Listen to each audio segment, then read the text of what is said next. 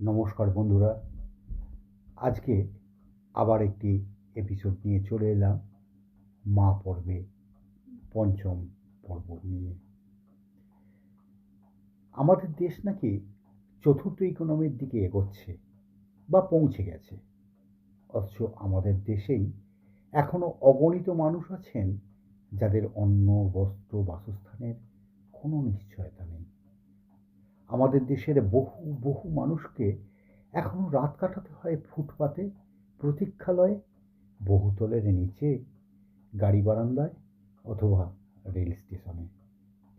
তেমনই একটি rail station Hridaypur, যেখানে বেশ কিছু মানুষের সাথে বৃদ্ধা মা তার নাবালক সন্তানের সাথে থাকত। হৃদয়পুর রেল স্টেশনের শীতের রাতের সেই ঘটনা, যা বেশ আলোড়ন ফেলেছিল চারিদিকে। সেবার খুব শীত পড়েছিল। বৃদ্ধা মা ছেলেকে নিয়ে প্ল্যাটফর্মেই থাকেন। এতটাই হতদরিদ্র যে শীতে গায়ে দেওয়ার শতচ্ছিন্ন একটিমাত্র কাঁথাই সম্বল। নিউমোনিয়ায় আক্রান্ত বৃদ্ধা মা প্রতিদিনের মতো ছেলে কাজ সেরে এসে মায়ের গায়ের কাঁথাটি ভালো করে চাপা দিয়ে নিজে পাশে শুয়ে পড়ল। মাঝরাতে শীতে ঠকঠক করে কাঁপতে কাঁপতে কখন ঘুমিয়ে পড়েছে ছেলে। সকালে সেই বৃদ্ধা মাকে মৃত অবস্থায় পাওয়া গেল।